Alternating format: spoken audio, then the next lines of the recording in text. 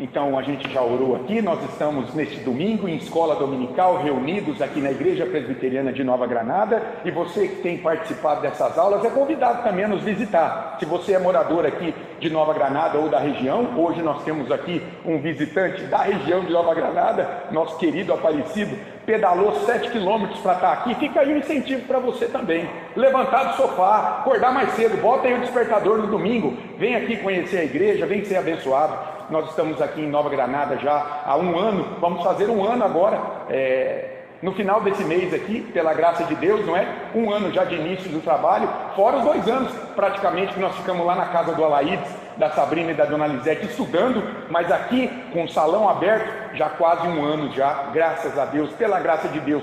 Fica o convite para você vir nos visitar também. Estamos aqui em escola dominical e o tema de hoje é por demais interessante, não é?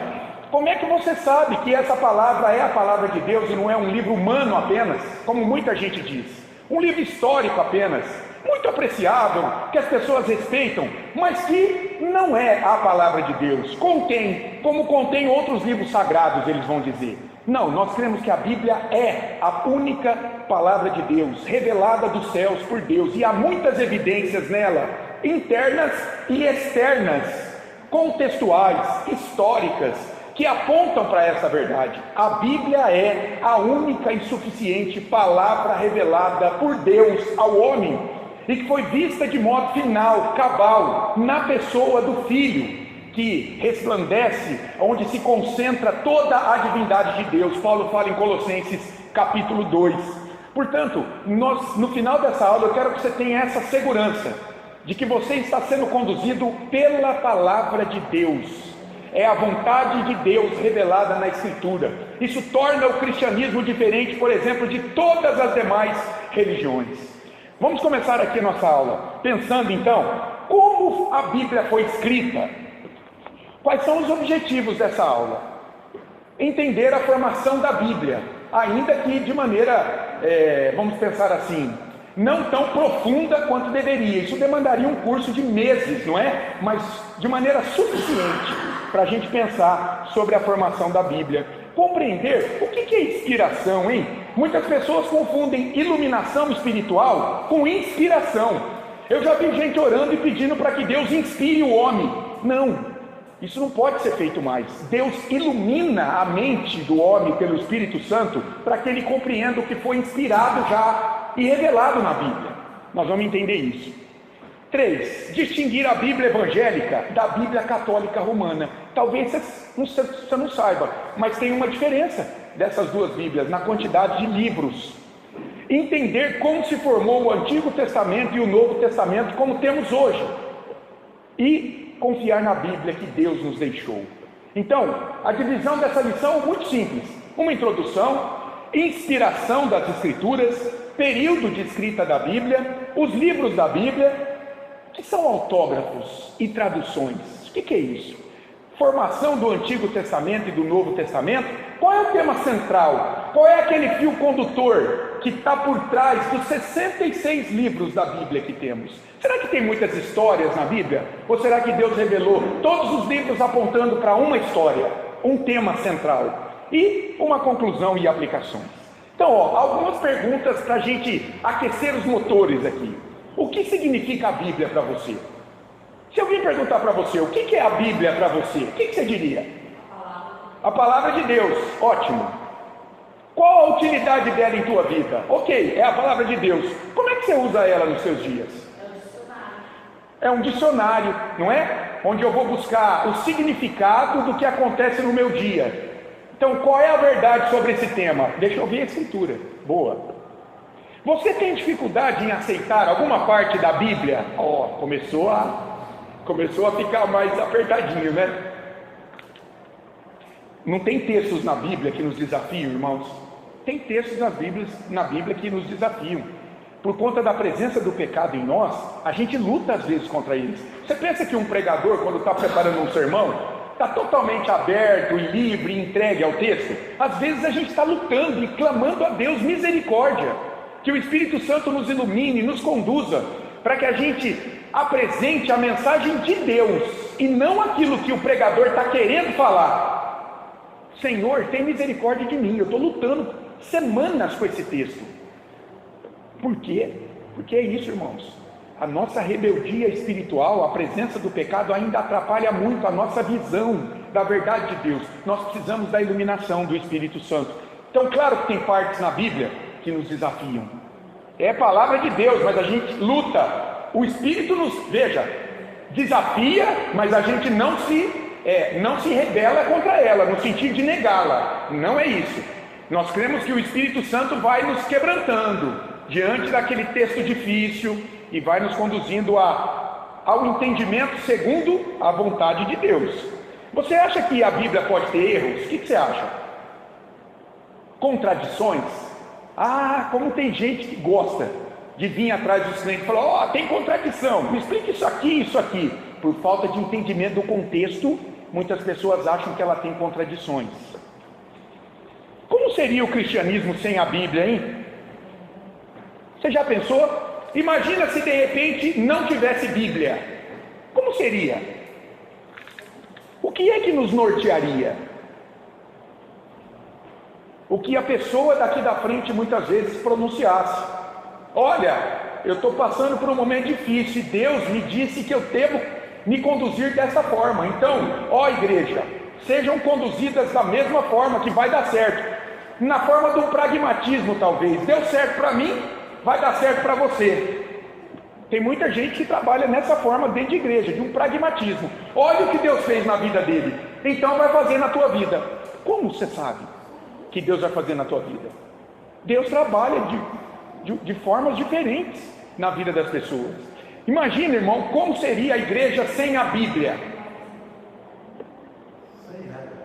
Sem regras, não é? Ou com regras humanas, onde cada um faria a sua regra. Cada um faria o seu jeitinho, não é? Para agradar a Deus. Como conhecer a vontade de Deus sem a Bíblia, hein? Afinal de contas, imagina, se Deus não se revelasse ao homem. Imagina lá no Sinai, Deus tira o povo do deserto, tá? Do cativeiro dos egípcios, tira ele.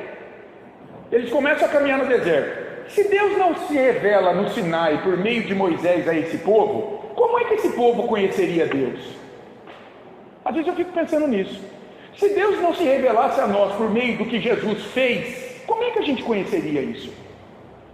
Nós sabemos, nós já estudamos aqui, que Deus se revela na natureza. Lembra Romanos capítulo 1? O seu poder, a sua eterna divindade, o seu poder, Deus se revelou aí no que foi criado. Deus também se revelou na imagem dele no homem, na sua consciência, naquele juízo ético que dita o que é certo e errado. Tá vendo? Eu estou falando demais, já estou saindo de tudo isso aqui, mas eu preciso falar isso. Deus se revela a nós, ao homem em geral, dessa forma, mas isto é suficiente para deixar o homem indesculpável diante de Deus no dia do juízo.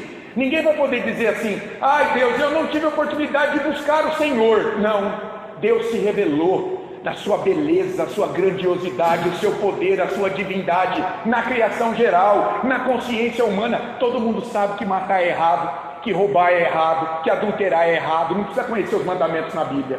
Isso torna o homem indesculpável. Agora, isso é insuficiente para revelar a vontade salvadora de Deus. Não. Para conduzir o coração do homem a conhecer Jesus, a depender da justiça dele, é preciso da revelação especial. Então olha que coisa interessante. Como conhecer a vontade salvadora de Deus em Cristo sem a Bíblia? Não tem jeito. Pela natureza e pela consciência, o pecador não é conduzido a Jesus Cristo. Deus precisa, pelo Espírito dele, vir e mostrar o Evangelho.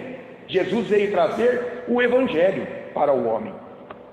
Você pode dizer da Bíblia o que disse o salmista? Abra aí no Salmo 119. Salmo 119, 105. Olha que legal esse salmo, irmãos. Um salmo que enaltece a lei de Deus, a palavra de Deus. É o maior capítulo da Bíblia, não é? Salmo 119. Eu falo assim para Sara, filha, quando você encontrar um menino de Deus para namorar, para ficar noivo, para pensar em casamento, eu quero sentar com ele e eu quero pedir para ele recitar de cor o Salmo 119 para mim. Aí ele vai estar apto para para namorar com você, viu? E ela fica brava, né? Porque são 176 versículos, irmãos. Olha lá, Salmo 119, quem é crente, hein, Aparecido? Decorou o Salmo 119? Ó, você é crente. Irmãos, Salmo 119, olha o que diz o salmista, dos versículos 105 ao 102. Olha o que ele diz, ó. Pensem na Bíblia, tá? Pensem na Bíblia. Lâmpada para os meus pés é a tua palavra e luz para os meus caminhos. Jurei e confirmei o juramento de guardar os teus retos juízos. Estou aflitíssimo. Vivifica-me, Senhor, segundo a tua palavra. Aceita, Senhor, a espontânea oferenda dos meus lábios e ensina-me os teus juízos. Estou de contínuo em perigo de vida, todavia não me esqueço da tua lei. Armam ciladas contra mim os ímpios, contudo, não me desvio dos teus preceitos. Os teus testemunhos recebi-os por legado perpétuo, porque me constituem o prazer do coração. Induzo o coração a guardar os teus decretos para sempre, até o fim. Meus amados, será que podemos dizer isso da palavra de Deus na nossa vida? Ela é isso aqui? Ela me vivifica, ela ilumina os meus caminhos, ela é luz para os meus caminhos, ela me vivifica, ela me ensina os juízos de Deus, eu não me esqueço dela todos os dias, eu luto para não me desviar dela. Ela é o prazer do meu coração e eu constranjo o meu coração a guardá-la a cada dia. Misericórdia, irmãos, isso é a Bíblia do salmista, isso é a palavra de Deus. Como ela é importante, como ela é vital, como ela é única para Ele, entendeu? E nós temos que buscar, amar, desejar, conhecer, experimentar essa palavra. Sabe João, o livrinho lá de João no Apocalipse? Deus manda ele engolir um livrinho, ele come o livrinho e é doce, e depois vai ficando amargo. Nós temos que digerir como um favo de mel a palavra de Deus na nossa vida. Então, tudo isso aqui é um enredo, é um contexto diante do qual nós vamos pensar sobre essa palavra agora. E o primeiro tema que eu quero ver com você é esse da inspiração das Escrituras. Você já ouviu falar em inspiração? Você sabe o que é isso? Que a Bíblia é a palavra inspirada. Por quê? Inspira confiança. Por quê? De quem ela veio? O Espírito Santo a revelou. Inspiração, olha uma definição, irmãos. Isso é um termo técnico, tá? Inspiração foi o ato pelo qual Deus, mediante o Espírito Santo, presta atenção, ó, um ato, algo que aconteceu na história, por meio do Espírito Santo, moveu e guiou os escritores sagrados, para que registrassem, de forma fiel e sem erros, toda a sua vontade divina. Isso é inspiração, é o Espírito Santo guiando homens, ele guiando. Nós vamos entender um pouco agora, como Deus comunicou, como ele guiou essa palavra a esses escritores sagrados. Como que foi isso? Eles sentiram o quê? Como é que foi esse momento, sabe? Em que Isaías falava da parte de Deus, em que Moisés escrevia o Pentateuco, talvez em papiro feito de folhas de plantas que cresciam à beira do Nilo. Você já ouviu falar de papiro? Papiro era onde eles escreviam. Sabe como é que se formava o papiro? Era de plantas que cresciam na beira do Nilo. Imagina um palmito. Você já viu a planta do palmito? Tem a casca, você corta ela, no meio tem um centro, uma medula mole, é o palmito. Tinha plantas que cresciam na beira do rio Nilo, lá no Egito. Eles colhiam, tiravam a casca dura e a medula eles cortavam em tiras. Imagina, um monte de tirinha. Aí eles colocavam numa madeira, elas trançadas na horizontal e na vertical. Ia colocando assim, ó. Várias. Depois prensava, secava, esquentava. Aquilo virava uma espécie de papel. Eles enrolavam aquilo e escreviam. Aquilo era o papiro. Interessantíssimo. Mas eles também escreviam em manuscritos, por exemplo, em peles de animal. Pegava a pele e o couro de um animal, deixava secar. Depois virava, limpava aquilo e eles escreviam ali. Era dessa forma escrita na antiguidade. Mas como Deus comunicou a sua palavra a esses escritores? Como é que foi isso? Aí os teólogos vão estudar a inspiração mecânica e orgânica. Lembra? Inspiração, um ato pelo qual o Espírito Santo move homens para escrever a sua vontade. Agora eu te pergunto, como é que foi isso na prática? Muitos vão dizer assim: Deus pegou Isaías e anulou a personalidade de Isaías naquela hora. Não era Isaías. O Espírito Santo tomou Isaías como uma caneta. E aí o Espírito, imagina, pega Isaías e começa a escrever num papiro a vontade dele. Será que foi assim? Ou será que Deus usou a personalidade de cada autor dos livros, preparando um contexto, um tempo, preparando o coração dele?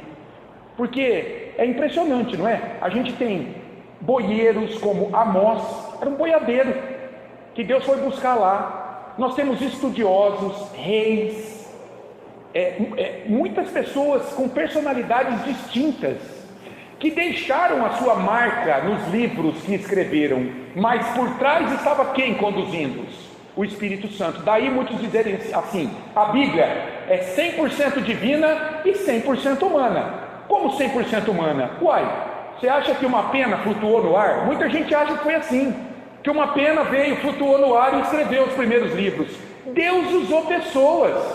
Agora, a vontade delas pecaminosa foi reprimida naquela hora, para que a vontade dele, pelo Espírito Santo, perspassasse. Entendeu? Inspiração orgânica. Deus não anula a tua capacidade, o teu conhecimento, a tua personalidade, mas usa você inteiro para comunicar a vontade dele. Entendeu isso? Então, eu sigo essa linha, que Deus fez isso de maneira orgânica, não mecânica. A pessoa não deixou de ser pessoa ali naquele momento para Deus usá-la. Não, Deus usou ela inteiro, mas de modo que o pecado dela não foi colocado na Escritura. Essa vontade dela foi suprimida, para que Deus manifestasse a sua vontade.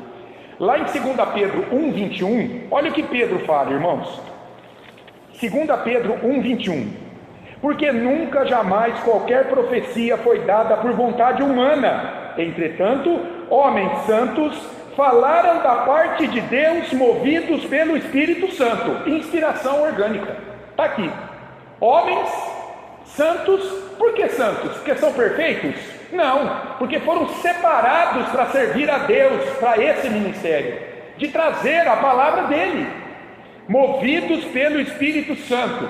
Falaram da sua parte? Não, falaram da parte de Deus. Deus mandou escrever os livros da Bíblia, inspiração. Olha Êxodo 4:12. Êxodo 4:12.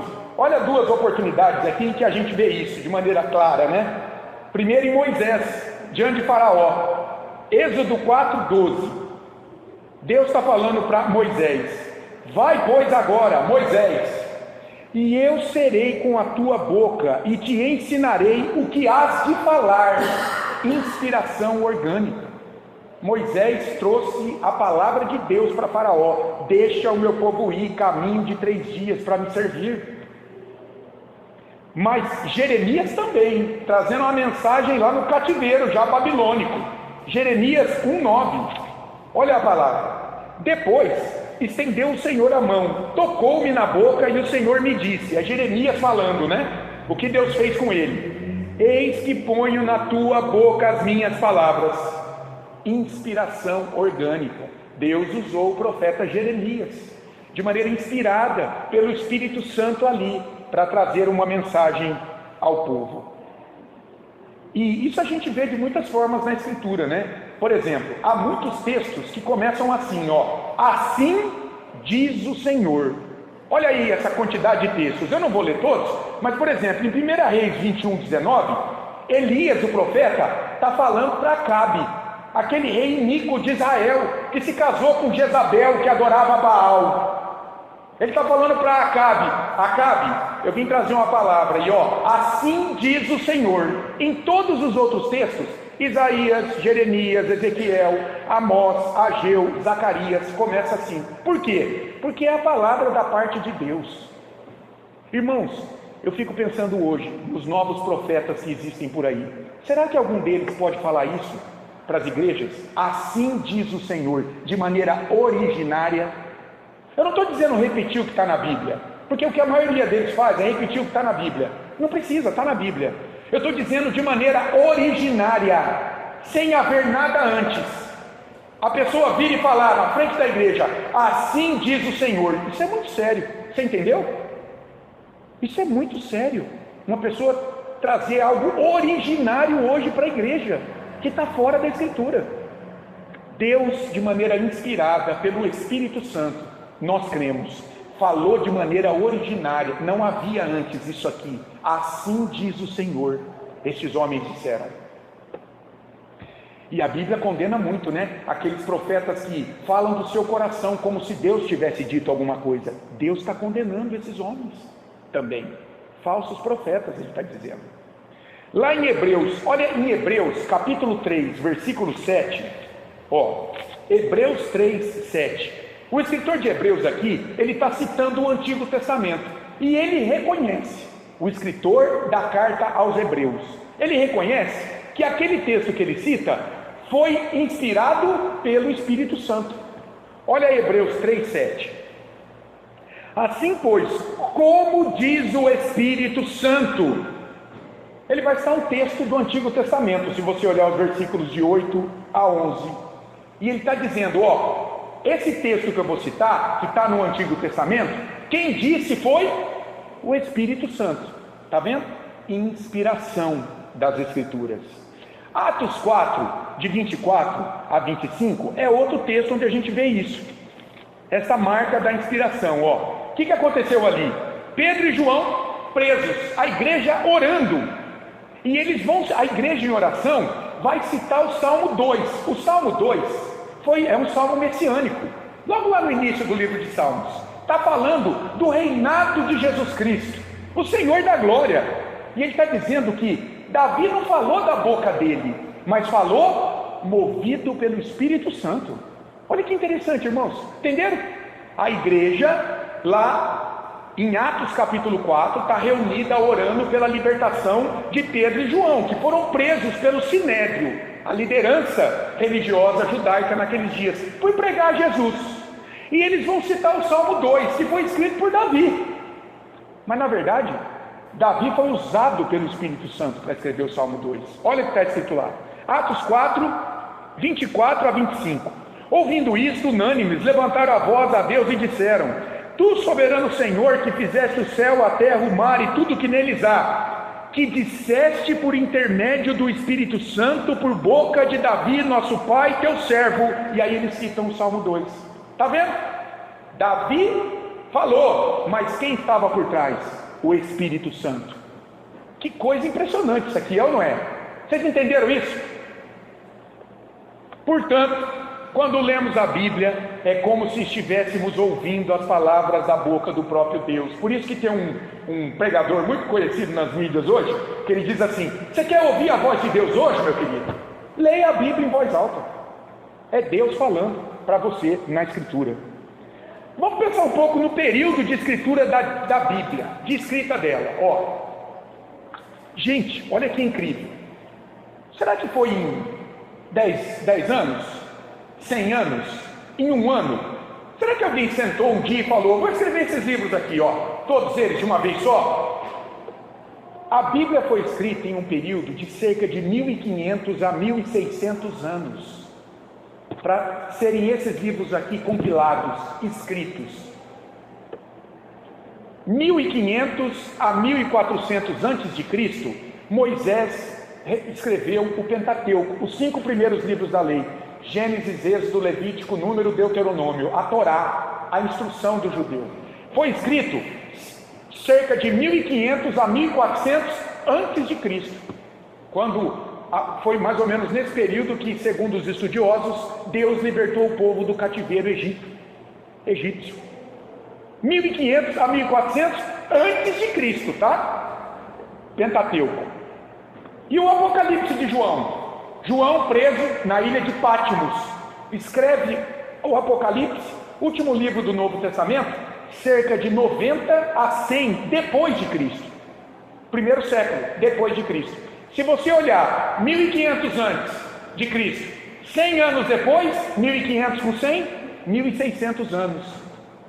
Se você considerar que foi 1400 antes de Cristo e o ano mesmo assim, com 1400 mais um século, 1500 anos. Então é por isso que eles falam de 1500 a 1400 anos, dependendo se você considera o Pentateuco escrito em 1500 ou em 1400. Mas o dado é de 1500 a 1400 anos, meus irmãos. De 1500 a 1600 anos. O período de escritura, de inscrição da dívida, da Bíblia. E quem escreveu a Bíblia? Foi uma pessoa só? Mais de 40 autores diferentes. 40 pessoas Deus usou. De origens diferentes, pescadores, Pedrão, reis, estudiosos, lavradores, pastores. Amós era boieiro.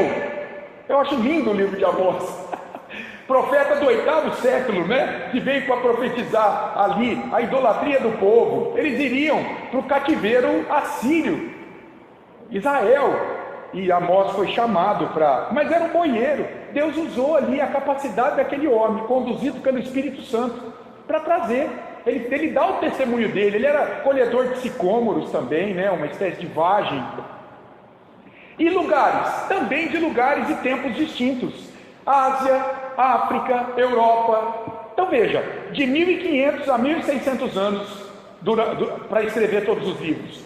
Mais de 40 autores diferentes, de lugares diferentes e em línguas diferentes.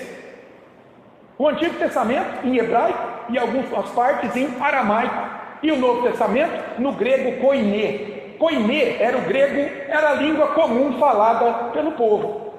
Então, 3 línguas também. Que coisa impressionante, é ou não é? O que você acha disso, hein? Você acha que seria mais confiável se a Bíblia fosse escrita numa sentada só por uma pessoa? Ou ela é mais confiável por ter sido elaborada ao longo de tantos anos, de tantas formas, em tantas línguas, por pessoas tão diferentes, que falaram a mesma coisa em lugares diferentes? O que você acha que é mais confiável? Este modo ou uma pessoa só escrevendo a Bíblia inteira? Não tem como ser uma pessoa só, porque a pessoa só não vai ter isso. Sim, mas e se fosse? Imagina que no século 100, no século I, ali no final do século I depois de Cristo, um judeu quisesse tomar conhecimento de toda a história do povo dele, desde Moisés e o que se passou nos dias de Cristo, e quisesse sentar e escrever tudo. Seria mais confiável dessa forma? Ou pelo testemunho de várias pessoas, fatos diferentes que foram conduzidos por Deus ao longo do tempo? Percebe, irmãos, a segurança da Escritura?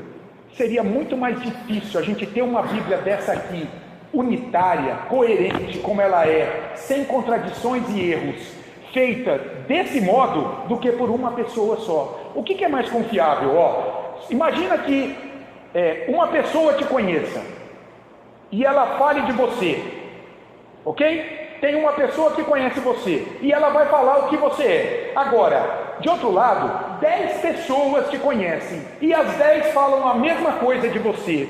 O que é mais confiável? O que uma pessoa só fala de você ou o que 10 falaram sobre você? O que você acha? Olha aí, irmãos, como é que isso aqui aconteceu? E sabe o que a gente vai ver aqui quando você vai estudar os livros da Bíblia? Você vai ver que, por exemplo, Daniel e Jeremias. Daniel e Jeremias, ok? Profetas lá do cativeiro babilônico. Falaram a mesma coisa em outras palavras. Eles não se conheciam naqueles dias. Eles não conversaram entre eles para trazer essa revelação. As profecias que eles não se conheciam. Como foi isso? Como é que não há erros entre Jeremias e Daniel quando você compara os dois livros? Há uma coerência, há uma história única falada pelos dois. Comecem a perceber o que é a Bíblia. O dilúvio, vários povos das Américas aconteceram, Foi conhecido porque alcançou o mundo, né? Isso, ele tem o testemunho dele no mundo inteiro, não é? Vamos pensar nos livros da Bíblia agora, ó. Como a gente conhece hoje aqui, a Bíblia evangélica, primeiro. O Antigo Testamento, 39 livros. O Novo Testamento, 27 livros. A Bíblia evangélica tem 66 livros. Eu tinha até uma musiquinha para cantar, mas eu não vou cantar, para não passar vergonha. Tem uma musiquinha, irmãos, vocês decoram os 66 livros inteirinhos, um após o outro. Mas eu vou ensaiar melhor para cantar. A Carol pegou no meu pé essa semana, canta a musiquinha da Bíblia. Talvez as professoras já cantaram para as crianças já, né? Gênesis, Êxodo, Levítico, Número, Deuteronômio, José, Juízes, Ruth, Samuel, Reis e Crônicas, Esdras, Neemias, Ester, Jó, Salmos, Provérbios, Eclesiastes, Cantares, Isaías, Jeremias e Lamentações, Ezequiel e Daniel, Oséias, Joel, Amós, Obadias, Jonas, Miqueias, Naum, Abacuque, Sofonias, Ageu, Zacarias e Malaquias. Ó, 39 livros são, no Velho Testamento estão. E aí começa o Novo. Então, muita calma nessa hora. Deixa o Novo para a próxima aula. Mas olha aí, os 39 livros na sequência, né? Um dado interessante. Quando é que eles foram reunidos, hein? Será que isso aqui sempre existiu assim? Quando é que eles foram reunidos? Isso é importante, né? A gente vai ver, foi em meados do século XV depois de Cristo, por um alemão chamado Gutenberg, que inventou a primeira prensa tipográfica. Ele começou a traduzir a Bíblia Latina, que existia até então na Idade Medieval, que ninguém conhecia, só a igreja, porque o povo era analfabeto, não conhecia o latim, veio da Vulgata de Jerônimo do quarto século, vocês vão ver aqui daqui a pouco. Mas em 1450, Gutenberg na Alemanha falou: não, o povo precisa conhecer a Bíblia na língua alemã. Então ele criou a primeira prensa tipográfica, por tipo. E é o tipo um carimbo. Ele ia reunindo letra por letra. Não sei se você já viu uma máquina tipográfica. Letra por letra, são dadinhos. Você vai montando a página, vai montando tudo que você quer. Aí você passa tinta naquilo, vem com a folha e tira. Ah tá, pronto. Essa foi a primeira prensa, em 1450. E os estudiosos dizem que demorou de 4 a 5 anos para ele reproduzir a primeira Bíblia, assim, juntando os livros canônicos do Antigo e do Novo Testamento. Então imagina, 1450 a 1454, 55, para fazer a primeira Bíblia impressa na história, com todos os livros. Lá, quando é que esses livros, não é que foram reunidos, né? Não ficou boa essa pergunta não, viu? Quando eles foram declarados canônicos pelo povo, ou seja, quando é que a igreja reconheceu que eram livros vindos de Deus? Porque, irmão, sempre houve livros que não eram da parte de Deus, que circulavam no meio do povo. Pastor de Hermas, o Evangelho segundo Barnabé, tem um monte de livro que fazia parte da literatura do povo, mas que os judeus naquele tempo olharam e falaram: não, isso aqui não foi revelado por Deus, tem uma contradição aqui. Tem algo aqui estranho. Esse aqui é da parte de Deus, vamos levar para a sinagoga para a gente usar. Quando é que o povo, primeiro no Antigo Testamento, quando é que os judeus em determinado momento reconheceram estes livros, esses 39, como vindos da parte de Deus, e não outros que circulavam também? Foi lá, já durante o segundo templo de Zorobabel, lembra? O povo retorna do exílio babilônico, nós estamos estudando aqui Malaquias às terças-feiras, e daí Deus manda Zorobabel para reconstruir o templo que os babilônios tinham destruídos. Muito bem, já naquele retorno, os judeus se reuniram e começaram ali as sinagogas, onde eles se reuniam para adorar a Deus. E que livros a gente vai usar? Esses 39, que está no Antigo Testamento. Então, já naqueles dias, 4 séculos antes da vinda de Cristo, os judeus já disseram: ó, o Antigo Testamento são esses 39 livros que a gente vai usar. E isso foi ratificado depois de Cristo, no segundo século, pelos judeus, num concílio de Jamnia. Então a igreja judaica ali se reuniu no segundo século depois de Cristo, neste concílio, nessa reunião chamada Jamnia, e bateram o martelo. São 39 livros do Antigo Testamento que nós vamos seguir. Esses são os livros do judaísmo, não é? A gente vai ver que são resumidos em 24 e não em 39, porque 1º e 2ª Reis é um livro só na Bíblia hebraica, 1º e 2ª Samuel é um livro só, e os 12 profetas menores é um livro só. Então você tem 12 profetas menores, mais 3 de Samuel, Reis e Crônicas, que na Bíblia aqui são 2 livros, são 15. Você pega 39 menos 15, 24 livros. A Bíblia hebraica tem 24 livros, por isso. Mas são todos os 39 que nós temos aqui. E o Novo Testamento? Quando é que a igreja cristã sentou e falou assim: são esses 27 livros que nós vamos seguir, e não esses outros que estão dizendo aqui, de Maria Madalena. Tem até livros de Maria Madalena, que muita gente diz que é inspirado. A igreja falou não. Isso foi no concílio de Hipona, no século IV depois de Cristo. A igreja se reuniu. O concílio é uma assembleia. Os líderes da igreja se reuniram. Um concílio enorme.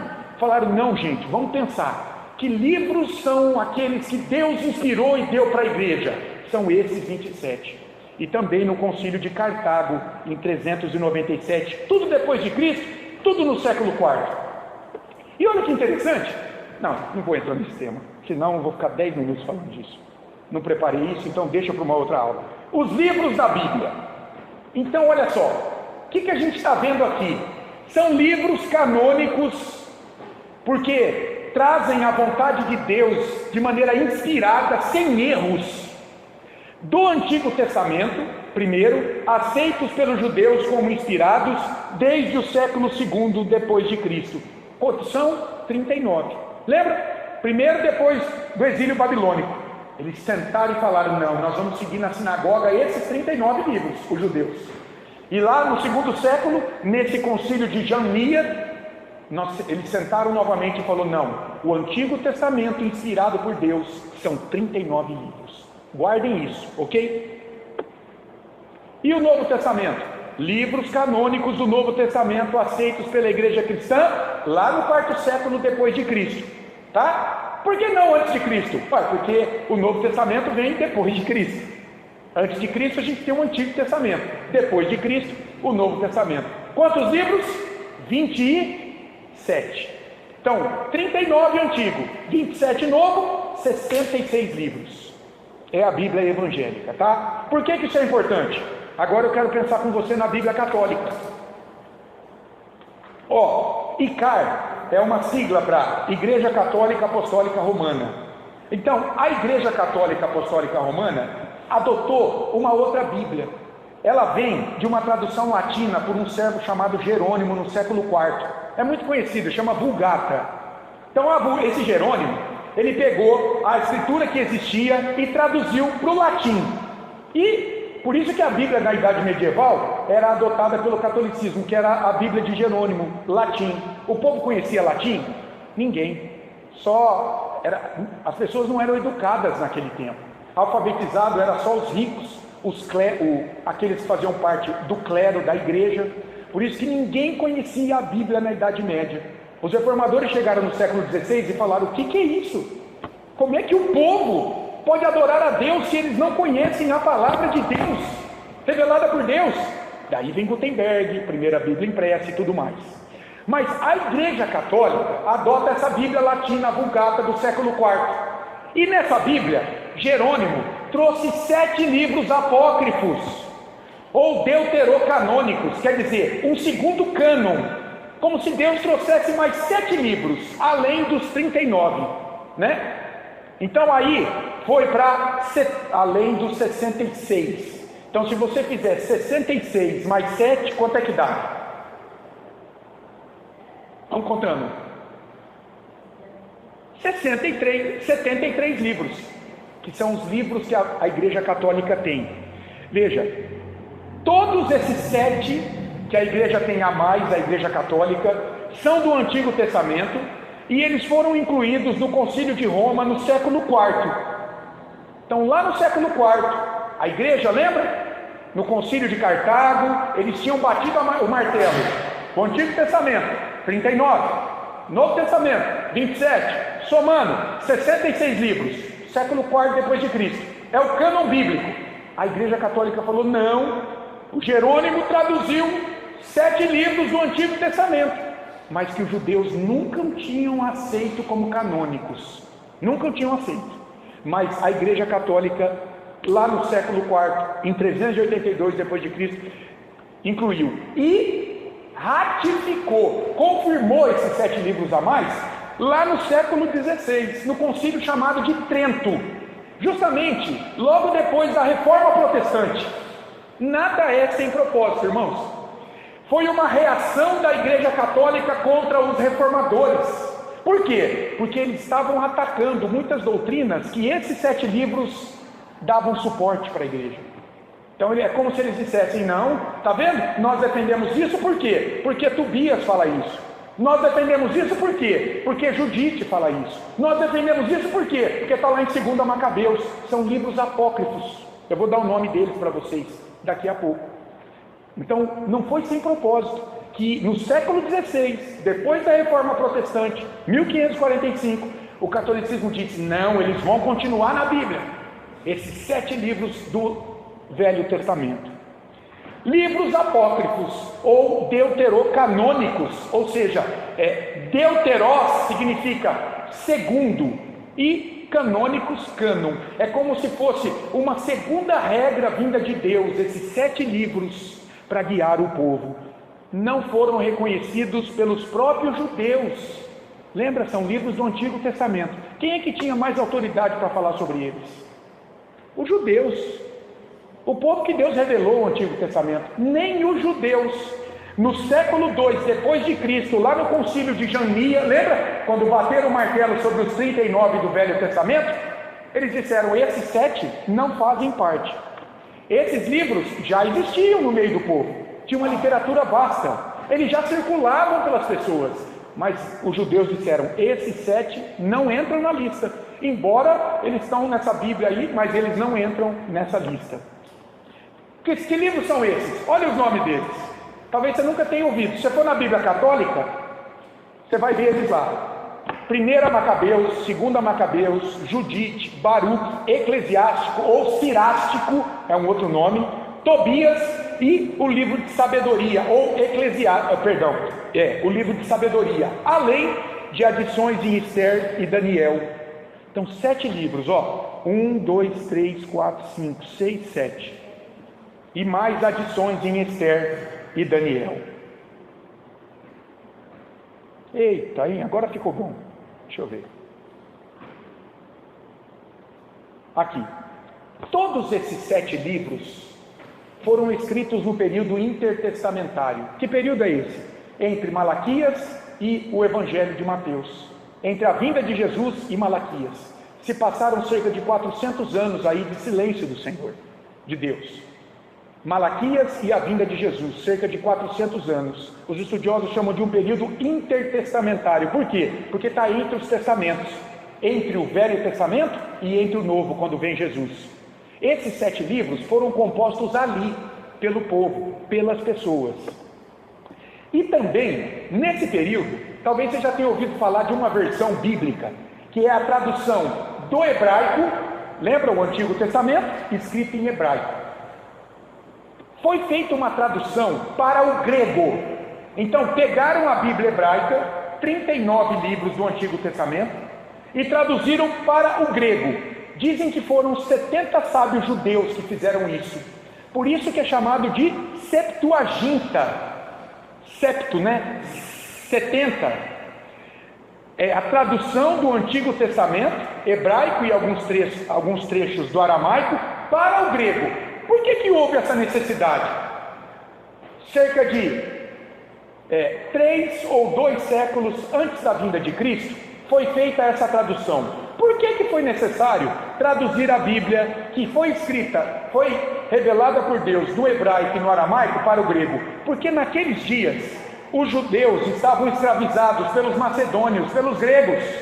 Então lá em Alexandria, no Egito, sede ali dos macedônios, esses 70 sábios judeus falaram: não, os macedônios, os gregos, eles não permitem que a gente cultue a Deus na nossa língua, no hebraico e no aramaico, eles só permitem o grego. Então vamos traduzir a escritura do Antigo Testamento para o grego. para que os judeus continuem adorando a Deus no grego. Então foi feita essa versão, a Septuaginta. E muito provavelmente, essa versão foi usada por Jesus, pelos apóstolos. O apóstolo Paulo cita textos dela, da Septuaginta. Não havia problema nenhum, era a tradução do Antigo Testamento para o grego. Porque nos dias do Novo Testamento, qual era a língua dominante no meio do povo? Além do romano, era a língua, além do latim, o grego. O grego era a língua comum que as pessoas falavam, que era chamado de koiné, que tinha outro tipo de grego, mas esse para os eruditos. Mas o koiné era um grego comum, que o povo falava. Então era usada a Septuaginta, não é? O hebraico e o aramaico era usado mais na sinagoga, para adoração, mas no dia a dia era o grego. Então as pessoas usavam a Septuaginta naqueles dias, tá? Agora olha o que é interessante pensar. Por razões históricas, o que aconteceu? Que livros foram trazidos pela Septuaginta? Os livros apócrifos foram traduzidos para o grego, junto com o Antigo Testamento. Lembra? Depois do exílio babilônico, os judeus se reúnem, 39 livros. Séculos depois, antes de Cristo, 70 sábios judeus traduzem o Antigo Testamento, os 39 para o grego, e traz junto quem? 7 livros apócrifos. Esses livros que tem a Bíblia católica. Mas veja, mesmo sem serem reconhecidos como livros inspirados, por exemplo, eles não são citados em nenhum momento no Novo Testamento. Nenhum momento. Jesus não os usou, os apóstolos não os usaram, Paulo não usa, Pedro, todos os escritores do Novo Testamento não fazem menção aos 7 livros, mas eles foram traduzidos, e por razões históricas, culturais. Não sabemos, a história não conta. Por que esses 70 sábios judeus, fazendo a Septuaginta, traduziram para o grego também esses 7 livretos aí? Mas a questão que a gente tem que pensar é: eles não foram citados no Novo Testamento. Nada, nenhuma vírgula, nada. E nem pelos pais apostólicos, que são os discípulos dos apóstolos. Os apóstolos morreram, deixaram discípulos que ensinavam o que eles ensinaram. Muitos a partir do 2º século, como Irineu, como Inácio de Loyola, como Tertuliano. Esses não citaram nenhum desses 7 livros, apenas os 39 do Novo Testamento, do Velho Testamento, e aqueles que já estavam em formação do Novo Testamento. Guardem isso, ok? Agora, olha só, no 4º século depois de Cristo, surgiu uma outra versão. Lembra do Jerônimo? O Jerônimo fez uma Bíblia latina. Ele pegou os livros canônicos que existiam até o momento, não é? Aqueles 39 do Antigo Testamento, 27 do Novo Testamento, e traduziu.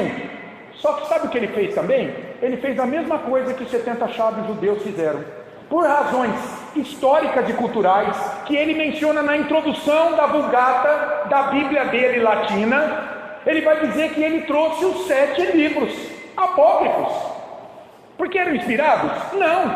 Se você olhar a introdução da Vulgata, que é essa tradução latina de Jerônimo no 4º século, dos livros que existiam, ele vai dizer: eu mantive o que a Septuaginta manteve, por questão histórica, apenas por tradição, porque para ele não eram livros inspirados. A reforma do século XVI denunciou os livros apócrifos e produziu bíblias sem eles. A primeira Bíblia impressa, Gutenberg, 1454-55, não tem esses 7 livros. A reação da Igreja Católica Apostólica Romana foi mantê-los no Concílio de Trento, como eu disse, em 1545. Você quer ver um texto que, por exemplo, está em 2 Macabeus 15:38, que levou a igreja a olhar para esses livros apócrifos e dizer assim: não pode ser canônico, não pode ser inspirado, não pode estar na Bíblia. Você quer ver? Olha que pasmem, olha o que está escrito em 2 Macabeus 15:38. 2 Macabeus 15:38. Olha o que o escritor escreveu. Se o fiz bem, ele está falando do livro dele, que ele escreveu. Se o fiz bem, de maneira conveniente a uma composição escrita, era justamente isso que eu queria fazer. A minha intenção foi boa, eu queria colocar aqui coisas certas, corretas. Se vulgarmente e de modo medíocre, é isso que me foi possível fazer. Entendeu o que ele escreveu aqui?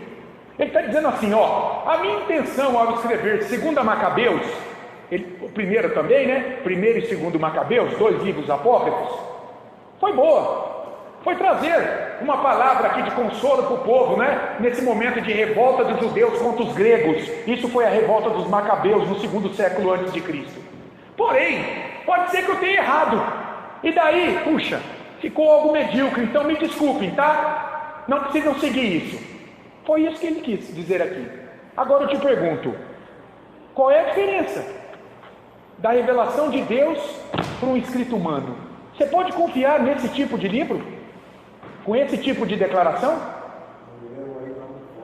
Você encontra algum texto bíblico aqui, diante do qual você fala assim, ah não, isso aqui é humano, isso aqui eu não vou seguir não. Tem muita gente que faz isso interpretando a Bíblia hoje.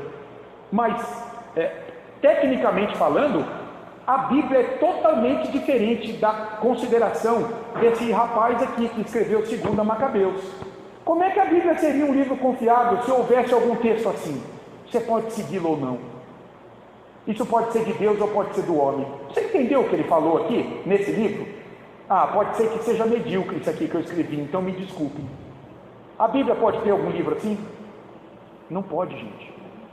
É por isso que a igreja olhou para esses 7 livros que a Bíblia Católica ainda tem. 2 Macabeus está lá na Bíblia Católica.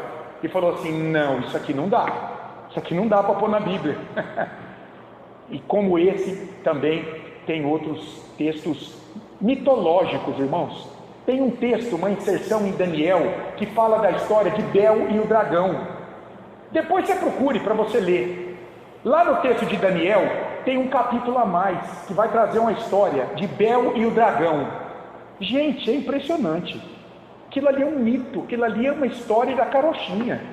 Bel e o dragão, mas está lá. É uma inserção que foi feita no livro de Daniel por um livro apócrifo, que a Igreja Católica atesta. Pode falar. Se algum irmão quiser ficar curioso a Bíblia da projeto, por exemplo, eu tenho uma Bíblia, a projeto do ICT, ela traz os livros católicos, ela traz toda a explicação também, tá? E aí tem alguma curiosidade, algum ponto que, quando você analisa a Bíblia do ICT, por exemplo, que é a que eu em casa, ela consegue trazer também essa ideia, por que ela não foi, porque os judeus realmente, ele traz as contradições, está lá na Bíblia. Sim. Olha lá, o Laís está falando, muita Bíblia de estudo vai trazer mais contradições entre os livros apócrifos e os livros canônicos, esses 66 que a igreja sempre reconheceu. Então tá aí uma boa dica aí do Laís. Pode procurar uma Bíblia de estudo para você ter mais. É a Bíblia Projeto do ICT. Isso. Ok, Instituto Cristão de Pesquisa. Sim, ótimo.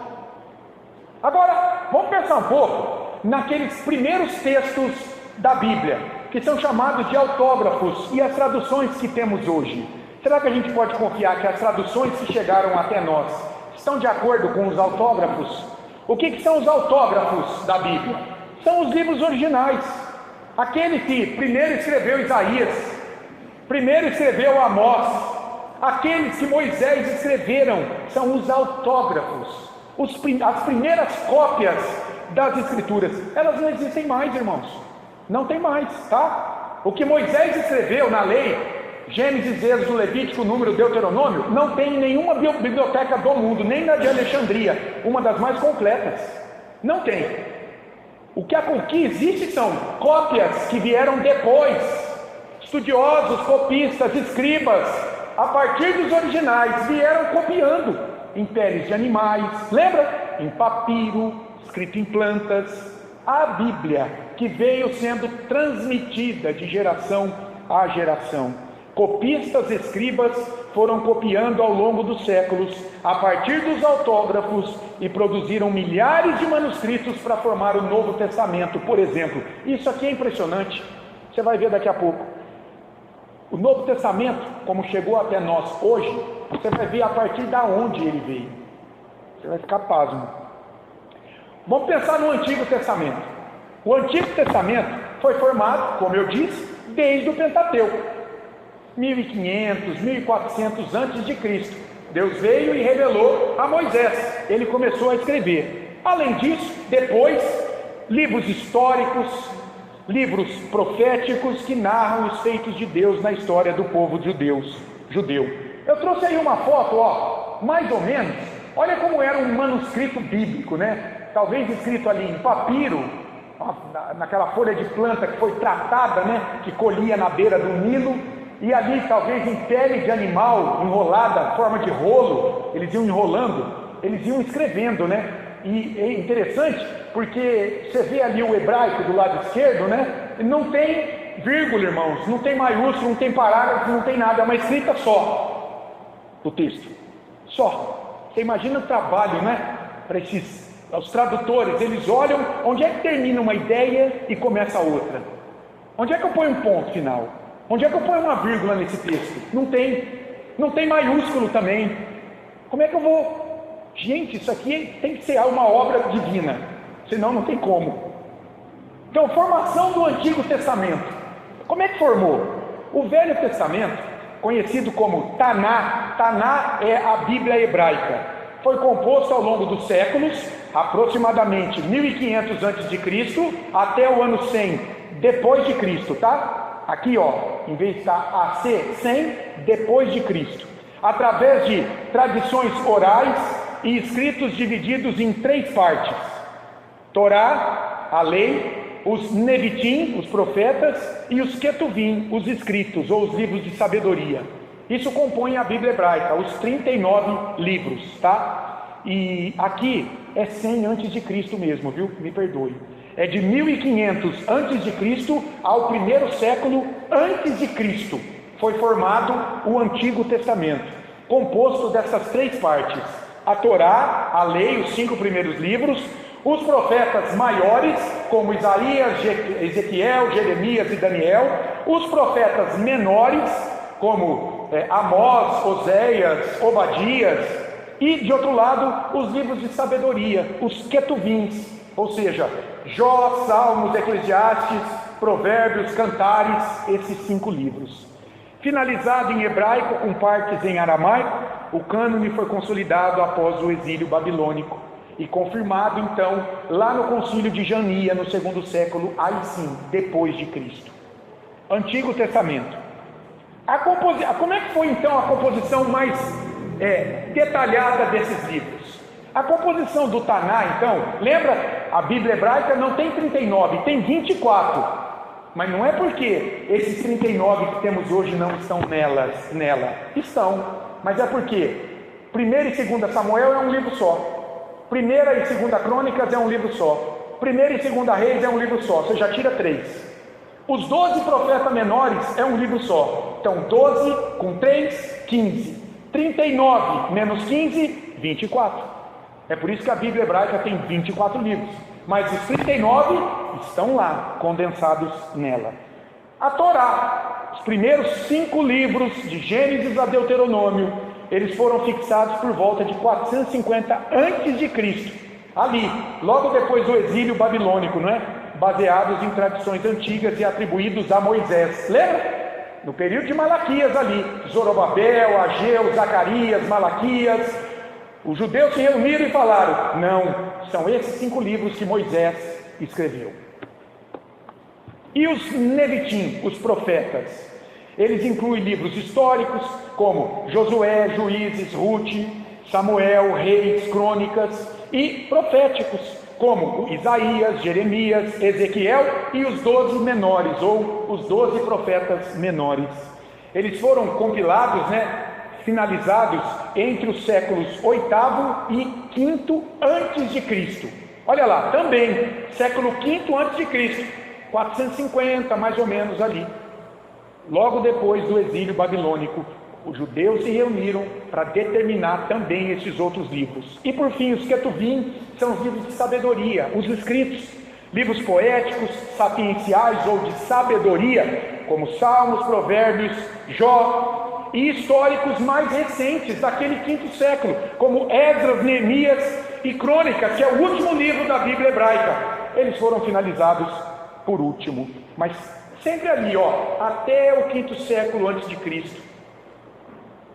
E Novo Testamento? Agora, olha só, como é que nós chegamos? O Velho Testamento está mais consolidado, né? 39, tirando os 7 apócrifos que os católicos colocam, é mais tranquilo. Mas e o Novo Testamento? Como é que chegou esses 27 livros do Novo Testamento aqui para nós hoje? A partir de cerca da compilação, da sobreposição, do confronto, da análise de entre 5.800 a 6.000 manuscritos gregos. Irmãos, para a gente chegar no texto que nós temos hoje, os escribas, os eruditos, encontraram de 5.800 a 600.000 cópias dos autógrafos. Lembra os primeiros? O que Marcos escreveu, o que Mateus escreveu, que não existe mais? Aquilo era copiado por escribas, gente que às vezes tomava até banho antes de escrever o nome de Deus, tamanha era a reverência e a santidade para escrever uma cópia.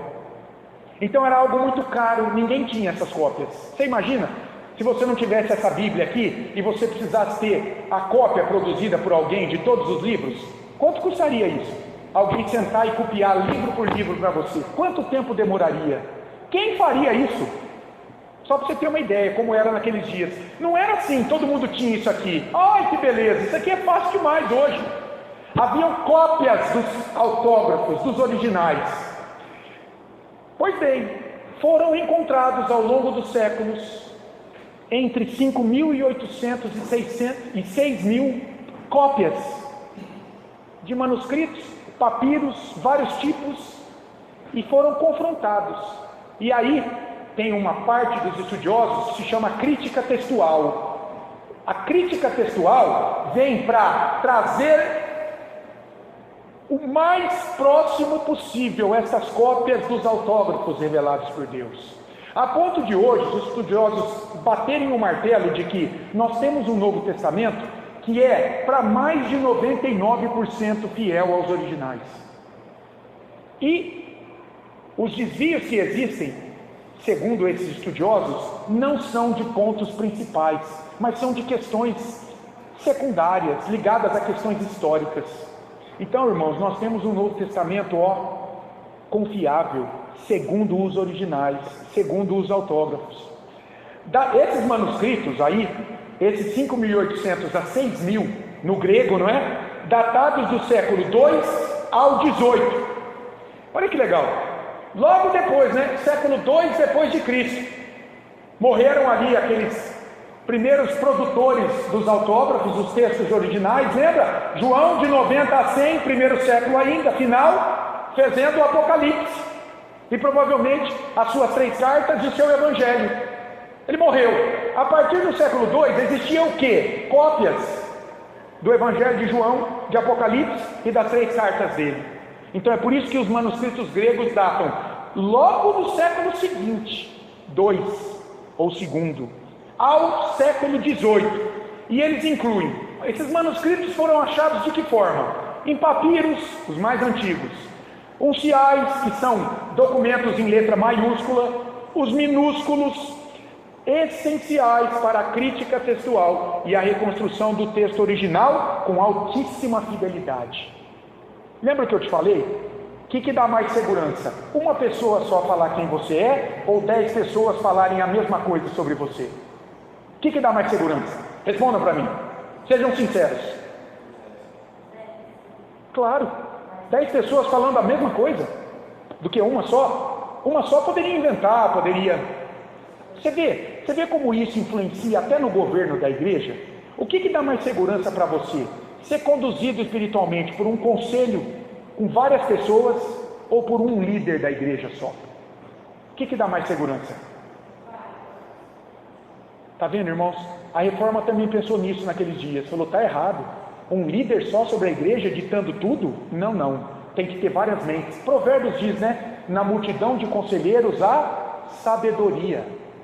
Entrega a tua vida para uma pessoa só para você ver o que ela pode fazer. Agora, para você dominar 10 cabeças vai ser mais difícil. Por isso que o governo da igreja presbiteriana é colegiado. É um conselho, pastor titular, pastores auxiliares, outros presbíteros que vão administrar a igreja, eles se reúnem periodicamente para ditar o que acontece. Há muito mais segurança. Quais são os tipos de manuscritos? Lembra? De 5.800 a 6.000. Papiros, cerca de 100 a 125 manuscritos, sendo os mais antigos, do século II ao VIII. E os papiros, lembra? Eram cultivados a partir de folhas de plantas, como eu expliquei. Mas tinha esses tal de unciais, que nome estranho, né? Que eram manuscritos escritos em letras maiúsculas, cerca de 280 a 322 documentos encontrados, entre os produzidos dos séculos 3 ao 11, e escritos em pergaminho ou em veino, ou em pele de animais. Então, esses unciais maiúsculos, ou estavam em papiro, folha de planta, ou estavam em pele de animal, esse veino aí, né, um pergaminho enrolado, né, ficou muito famoso há um tempo atrás, aqueles manuscritos de Qumran no Mar Morto. Encontraram numa caverna os manuscritos de Qumran lá no Mar Morto. Inclusive, acharam o livro de Isaías inteiro copiado. Olha que beleza, irmãos.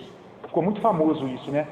E os minúsculos também eram um tipo de manuscrito, né? Talvez em letra minúscula, cursiva, cerca de 2.800 a 2.850 manuscritos, produzidos ali do século IX ao século XIX, em letra cursiva, né? E os lecionários, cerca de 2.400 manuscritos, contendo leituras litúrgicas, né, para o povo. Qual a importância dessa grande quantidade de cópias? Como eu disse, a grande quantidade de cópias de manuscritos gregos formando o Novo Testamento permite que os estudiosos da crítica textual comparem textos para garantir a precisão do texto bíblico atual. Então você imagina, pensa comigo, você ter 5.800 cópias de Isaías, ok? O que é que está aqui hoje no livro de Isaías? O que eles falaram igual. Tudo que eles falaram igual, por exemplo, esses copistas da crítica textual, esses estudiosos separaram. Opa, isso aqui todos falaram. Opa, isso aqui a maioria falou. Às vezes você tem textos entre colchetes na Bíblia. O que é isso quando você acha? É porque nem todos os manuscritos falaram do que está ali, mas a maioria falou. E os que não falaram? Falou sobre coisa que não tinha relevância. Por isso que eles colocaram. Isso é só um critério. E por aí vai. Eles vão fazendo isso, essa comparação. Isso aqui é um trabalho de uma vida inteira. Às vezes para chegar num livro só. Quais foram os manuscritos gregos principais que continham muitos livros da Bíblia? O Códex Sinaíticos, por exemplo, lá do século IV, você tem livros inteiros do Novo Testamento nesse manuscrito grego. E o Códex Vaticanus também são considerados os melhores textos no grego. Por exemplo, o Códex Vaticanus tem o livro de Isaías inteiro nele. Foram manuscritos gregos achados, a partir do qual chegou o Novo Testamento. Total de evidências, irmãos, somando as traduções antigas, bíblica, latim, no siríaco, manuscritos encontrados, as evidências superam 25.000 manuscritos gregos na formação do Novo Testamento. Esse Novo Testamento, 27 livros que nós temos aqui, chegou até nós a partir da análise de pelo menos 25.000 manuscritos gregos. É impressionante ou não é? Você entendeu isso? Você fica seguro nisso?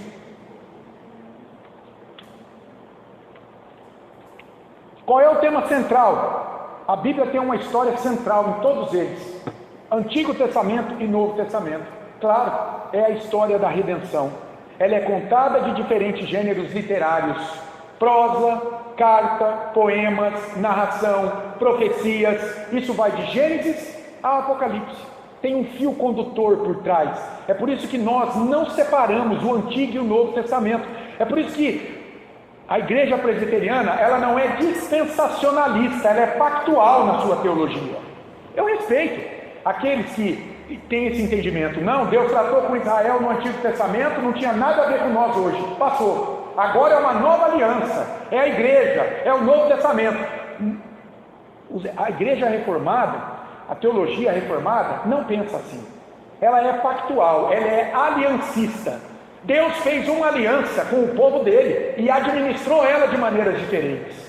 Lá no passado, por meio de figuras, símbolos, reis, profetas, sacerdotes, sangue de animal, promessas.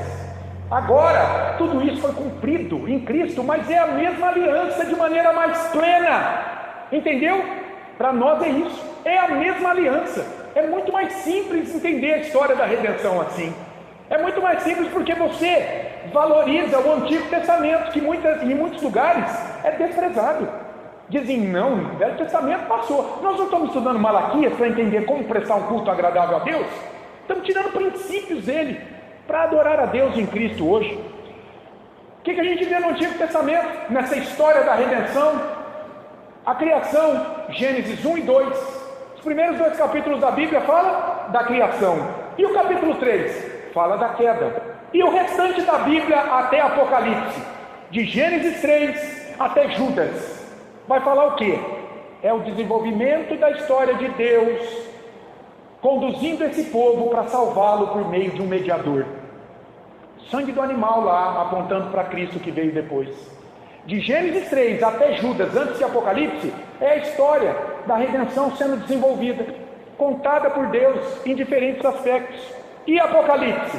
Apocalipse vai trazer a consumação, a glorificação da igreja, que lá no Antigo Testamento era visto no povo de Israel que cria, porque só era descendente de Abraão aquele que caminhava nas pegadas da fé de Abraão, porque muitos judeus morreram, porque nunca creram nas promessas de Deus, de perdão de pecados, figurado no sangue daquele animal, mas os que creram faziam parte da igreja.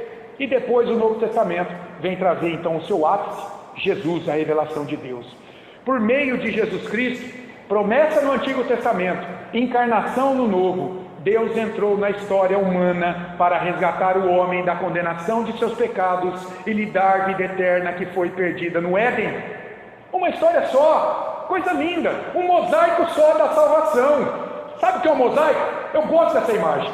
O mosaico é uma figura bonita formada de várias partes. Você olha uma parte só, é feia. Às vezes não tem forma. É um triângulo, é um quadrado, é algo meio oval, está quebrado. Mas você vai encaixando em outras peças, você vai formando uma história bonita. A Bíblia narra um mosaico da redenção de Deus, formado de várias partes, que muitas vezes são desconexas, a gente não entende a forma. Mas no final, juntando tudo, consumação e glorificação. É bonito, é mais fácil entender assim. Teologia bíblica reformada é linda. Você vê uma história só por trás de todos os 66 livros. É por isso que não pode haver contradição. É por isso que nós olhamos o Antigo Testamento não firmado nele, mas à luz do Novo Testamento. Por exemplo, isso nos leva a adorar a Deus no domingo e não mais no sábado. Porque foi no domingo que Jesus ressuscitou, cumprindo as promessas do Antigo Testamento, de libertação, de descanso da nossa alma. O que o sábado no Antigo Testamento figurava, o descanso para o judeu. Está entendendo? A teologia bíblica reformada é linda. Ela te dá a visão inteira da Escritura, não de maneira segmentada, como se você ficasse preso a partes da Bíblia, como muita gente fica. E daí podemos concluir, uau, quanta coisa, não é? Olha só, você já tinha ouvido falar em muitas coisas dessas ou não? Quem já tinha estudado sobre isso, levanta a mão. Ó, só 2 pessoas, graças a Deus, por vocês que já tinham visto e por vocês que nunca tiveram contato e agora tiveram oportunidade. Você entendeu como é que chegou essa Bíblia aqui hoje? Foi fácil, mas foi poderosa a atuação de Deus. A Bíblia, Antigo e Novo Testamento, é a palavra de Deus, a única e suficiente regra de fé e prática. É a resposta à pergunta 3 do Catecismo Maior de Westminster. Você concorda com isso? Ou você acha que Deus ainda hoje continua a revelar a sua vontade de outros modos? Você percebe como foi difícil a revelação da vontade de Deus e como Ele trabalhou para mantê-la quando ela chegou aqui? Agora pensa naqueles que hoje abrem a boca e dizem: assim diz o Senhor, faça isso, não faça aquilo. Será que isso pode acontecer ainda hoje, meu irmão? Você entendeu como isso é sério? Como é que essas pessoas estão se colocando numa posição difícil diante de Deus e dessa revelação que muito provavelmente eles não estudaram? Você realmente crê que as Escrituras Sagradas são a única regra de fé e prática? Que elas são confiáveis? Algo objetivo para a minha vida e para a sua, que Deus manteve ao longo das gerações? Quem convence o homem de que a Bíblia é a suficiente e autoritativa palavra a revelar a vontade de Deus? Isso aqui é interessante. Talvez você não esteja convencido, talvez você tenha muitas dúvidas, talvez você creia em novas profecias. Quem é que convence o homem? Quem pode convencer o homem de que está aqui a vontade revelada de Deus até o retorno de Cristo? Está aqui a resposta. Lá na Confissão de Fé de Westminster, capítulo 1, no 5º parágrafo, quando aqueles teólogos do século 17 olharam para a Escritura, eles concluíram o seguinte: contudo, a nossa plena persuasão e a certeza da sua infalível verdade e divina autoridade provém da operação interior do Espírito Santo. Agora, como é que o Espírito Santo convence alguém de que essa é a única e suficiente palavra de Deus? Que pela palavra e com a palavra testifica ao nosso coração. Está vendo, irmãos, a importância de você frequentar um lugar que prega a palavra a você? É assim que o Espírito Santo vai confirmar cada dia mais que essa é a autoritativa e suficiente e única palavra revelada por Deus. Não precisamos de outra, não tem outra, não tem jeito de ter outra. Deus revelou em Cristo aqui de maneira final a sua palavra. Hebreus capítulo 1. A partir da complexidade da formação dessa palavra, eu espero que você fique mais seguro a partir de hoje, de que você não está sendo enganado, de que o que você tem que conhecer para seguir a Deus é essa palavra. Você não precisa de nada mais. E como é que você vai ficar cada vez mais seguro? É conhecendo-a, porque a partir do conhecimento dela, o Espírito Santo vai te convencer disso. Não tem outro jeito, segundo a Escritura, não tem outro jeito. Saiu daqui, você está na mão de homens. É preciso tomar cuidado com isso. Olha o que João diz, vê se não é isso. 1 João capítulo 2, olha o que João diz para a igreja. A igreja estava cercada de falsos profetas e de falsos mestres naqueles dias em que João escreve as suas epístolas. E olha o que ele diz: como é que a igreja vai saber o que ela deve seguir ou não? Como é que a igreja vai saber que o que o apóstolo João escreveu na primeira carta vem de Deus ou não? Olha o que ele diz. 1 João 2, versículos 20 e 27. Primeiro, capítulo 2, versículo 20. E vós, está falando para a igreja, certo? Os seus leitores. E vós, igreja, o que vocês têm para saber se é verdade ou não o que eu estou dizendo? Vós possuís unção que vem do santo, e todos têm desconhecimento. Há um poder nesses leitores de João que vem do santo, que é de Jesus, que traz conhecimento verdadeiro a eles. Agora olha o versículo 27. Quanto a vós outros, a unção que dele recebestes permanece em vós agora, e não tendes necessidade de que alguém vos ensine, algum outro homem que não tem essa unção, mas como a sua unção vos ensina a respeito de todas as coisas, é a unção de Cristo sobre eles, e no contexto aqui, a unção de Cristo é o Espírito Santo derramado sobre eles. Como essa unção que vos ensina a respeito de todas as coisas, e é verdadeira e não é falsa, permanecei nele, como também ela vos ensinou. Está vendo o que João está dizendo para a igreja? Sabe como é que a igreja pode saber que a palavra que eu estou ministrando a vocês é de Cristo ou não? É pelo ensino, a unção do Espírito Santo que está em vocês.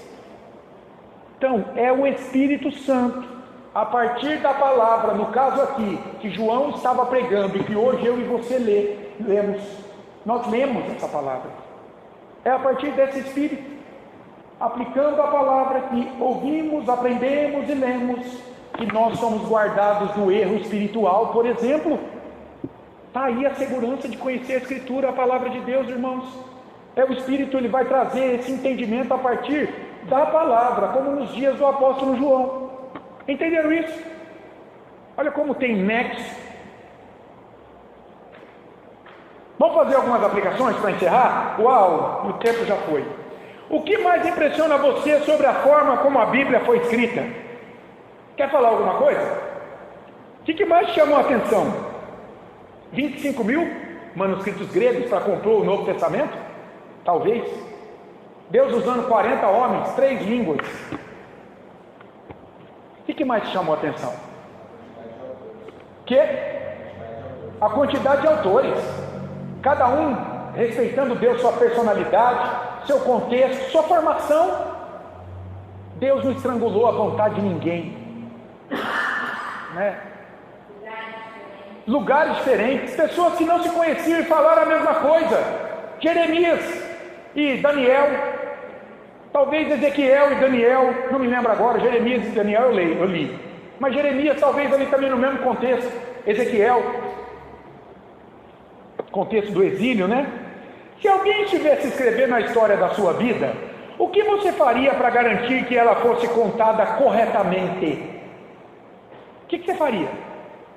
Você vai morrer. E daqui a pouco, quem foi o Aparecido, hein? Quem foi o Juarez? Quem foi a Sabrina? O que você faria para garantir que ela fosse contada corretamente? Muito provavelmente teria algo escrito, deixado, testamento, alguma coisa. Outra coisa, testemunhas oculares, várias, que dissessem a mesma coisa sobre você. É ou não é? Opa, eu conheci esse irmão, ele fez isso, isso e isso. Outra pessoa, eu também me lembro disso. Outra pessoa, nossa, é verdade, eu já tinha esquecido, mas agora ficou claro para mim. Entendeu? O que é a Bíblia? Testemunhas, 40 ou mais, que falaram da parte de Deus a mesma história, irmãos. Oh, aleluia! A Bíblia é uma bênção, irmãos. Aqueles que a conhecem, você está conhecendo o livro de Deus. Privilégio. Não tem como errar, não tem como ter erro isso aqui, não tem contradição se você estudar o contexto. Tem que você passar o olho em muito texto, aí você vai produzir um monte de heresia. Agora, o que eu quero ver com você para finalizar, quais são as implicações morais em se acreditar em qualquer coisa, exceto no que está na Escritura? Porque hoje está cheio de gente aí defendendo um monte de coisa que não está aqui. Ok, mas quais são as implicações morais na prática de você assumir esse estilo de crença? Eu vou trazer algumas para vocês. Quem define o que é certo ou errado na tua vida? Quem diz o que é certo ou errado na tua vida? Deus na Escritura? O homem? Talvez influencers hoje? Como tem gente desmiolada, seguindo um monte de gente desmiolada, defendendo um monte de verdade que não tem nada a ver com o que está escrito aqui. Gurus espirituais são líderes humanos, psicólogos, sei lá, filósofos de suas doutrinas. A cultura, seus modismos, é isso que define o que é certo e errado na tua vida? Se for, você tem maus lençóis. Defender qualquer verdade fora da Escritura, não se engane, tem consequências, tem implicações morais graves. Eu vou trazer 4 só. Primeiro, coloca a vontade humana como autoridade superior à divina. Claro, Deus revela a sua vontade aqui. Se você diz assim, não, mas eu acredito nisso, o que você está dizendo nas entrelinhas? Que a vontade humana está acima da vontade de Deus. Entendeu? Confiar mais no homem do que em Deus. Eleger a mente ou o sentimento como revelação mais confiável do que a Escritura. Não foi isso que aconteceu em Gênesis 3 na queda? O que o diabo quis falar para Adão e Eva e falou para Adão e Eva? Qual foi o teor da tentação?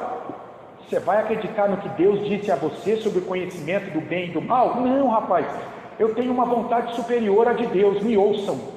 E eles ouviram e caíram. A vontade de Deus ficou abaixo da vontade da criatura. No caso ali, um anjo caído que tomou a forma de serpente, Satanás. Muitas pessoas, quando dizem, eu tenho um sentimento diferente do que está aqui, eu tenho um entendimento diferente do que está aqui, estão dizendo justamente isso. A minha vontade é superior à vontade revelada de Deus. Segundo lugar, relativizam o bem e o mal. Claro, desconsiderar a revelação moral objetiva da palavra de Deus faz com que a moral, o que é certo e o errado na tua vida, seja dada por você ou pela cultura. Aí você vai viver uma ética circunstancial. O que é isso? Ela muda ao gosto do momento. Então hoje eu acredito nisso, porque eu estou vivendo esse momento. Muda o meu momento. Agora eu não acredito mais nisso. Uma ética, um juízo de valor sobre o que é certo e errado na minha vida e na cultura, que depende da circunstância. Quando você diz não para a verdade da palavra de Deus. Então, a tua verdade é a tua verdade, não é a minha. Você já ouviu isso? Espera aí, pastor, eu respeito o que o senhor está dizendo, mas essa não é a minha verdade. Mas existem duas verdades? Pode existir duas verdades contraditórias? Não pode. Por definição filosófica, a verdade tem que ser uma só.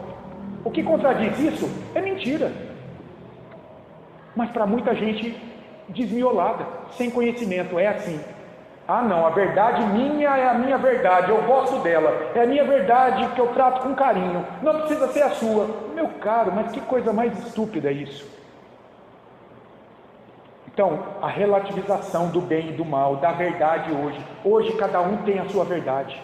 E é por isso que as pessoas estão afundando num mar de promiscuidade, de moralismo caído, estão se afastando de Deus cada vez mais, porque cada um tem sua verdade. Mas por quê? Porque renegaram essa verdade. Jesus,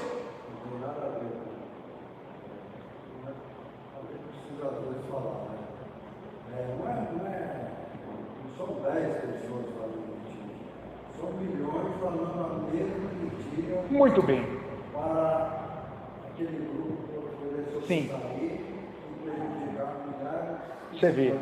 Olha como a deturpação moral, né? Espiritual, Juarez. Isso mesmo. Irmãos, exatamente, cada dia mais.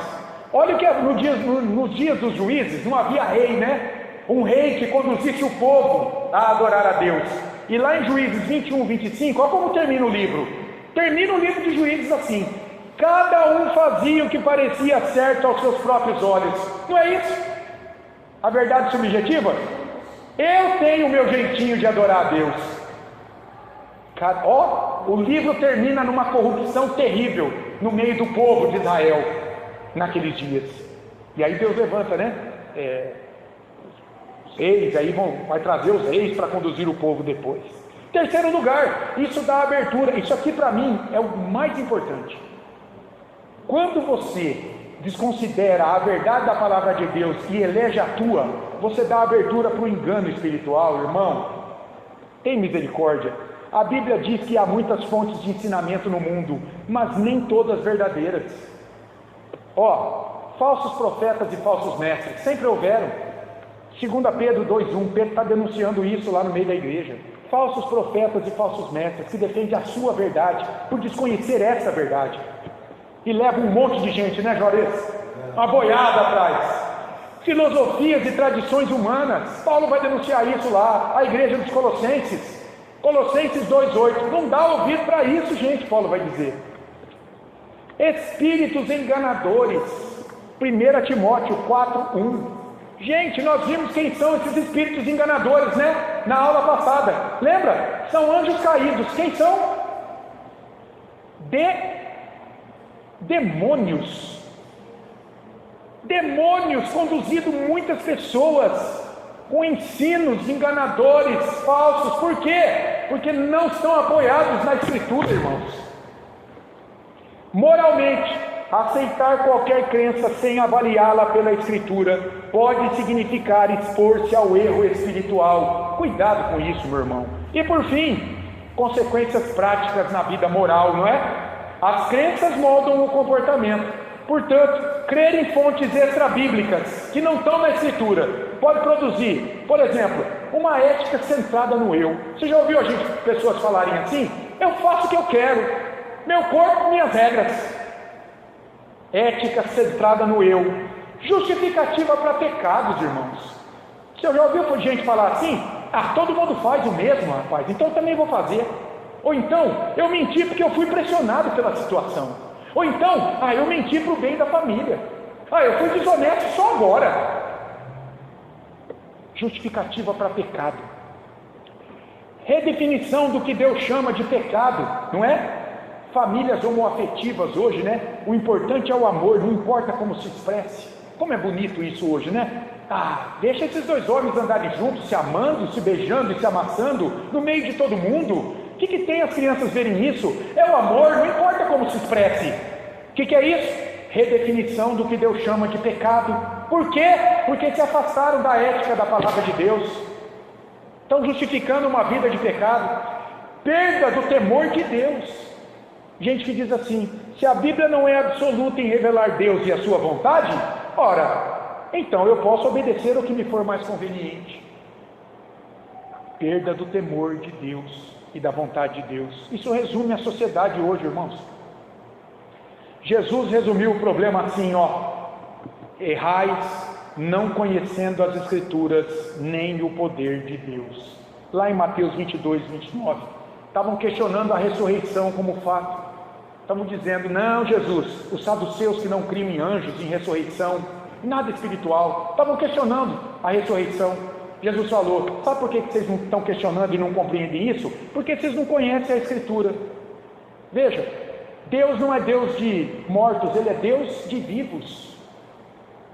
Lá no Monte da Transfiguração, Moisés, Elias, vivos, na presença de Deus. Errais não conhecendo as Escrituras, nem o poder de Deus. As pessoas hoje estão afastadas de Deus cada dia mais e negam a autoridade da Bíblia, justamente por não conhecer a Escritura e nem o poder de Deus, não é? Que é o próprio Cristo, a palavra de Deus encarnada, que consuma toda a revelação de Deus, toda, do Antigo Testamento e do Novo Testamento, porque Colossenses 2 diz que Jesus, ele reúne a divindade de Deus, e eu vou ler certinho o texto. Colossenses capítulo 2, 2 versículo 9: porquanto nele, em Jesus, habita corporalmente toda a plenitude da divindade. Divindade está com D maiúsculo aí na Bíblia, porque lá no original é um apontamento para o Deus único, Pai, Filho e Espírito Santo, a trindade, a essência desse Deus único, a plenitude da sabedoria desse Deus, estava ali corporalmente no Filho, e o Filho nos deixou a sua palavra, para que a gente o conhecesse a vontade de Deus, e vivêssemos aqui seguros, de que estamos sendo conduzidos pela única e suficiente palavra de Deus. Amém? Graças a Deus. O que vocês acharam dessa aula? Muita informação? Tudo bem? Estão tranquilos? Ou entraram em desespero? Graças a Deus, você também que participou pela internet. Foi um pouco além o horário, novamente, mas eu creio que o conteúdo vale a pena, não é? Muita coisa aqui para nos instruir a caminharmos seguros. Vamos orar para encerrar? Senhor, antes disso, Deus, hoje é dia 8 de março, né? Não podia terminar aqui esse momento sem cumprimentar nossas queridas mulheres. Dia das mulheres, não é? Patrícia, Sabrina, Dona Lisete, a Maria, graças a Deus pela vida de vocês. Se você está aí participando dessa aula também, é mulher, sinta-se aqui abraçada, graças a Deus, não é? Essas mulheres incríveis, imagem e semelhança de Deus, da mesma dignidade que os homens, né? O mundo hoje celebra esse dia, declarando, né? Fazendo o necessário por conta de toda a opressão que as mulheres sofreram aí e sofrem ainda. Mas os cristãos sempre deram valor às mulheres. Sempre as enxergaram com a mesma dignidade de nós, homens. Nós somos imagem e semelhança de Deus. Então, graças a Deus pela vida de vocês. Vamos orar? Senhor, obrigado por esse dia lindo que o Senhor preparou, por essa aula, Senhor. que o Teu Espírito possa comunicar ao nosso coração aquilo que for necessário para edificar a nossa fé, para que tenhamos mais firmeza e segurança de que a Bíblia é a Tua palavra, ó Deus, revelada dos céus pelo Senhor, para dirigir a Tua igreja de maneira única e final. Ó Deus, que isso possa encontrar morada e possa trazer refrigério para a nossa alma, que possamos caminhar seguros, conhecendo e experimentando a Escritura em nossos dias. Guarda-nos do mal no restante deste dia e prepara-nos para cultuar ao Senhor logo mais. Assim oramos em nome de Jesus. Amém. Amém.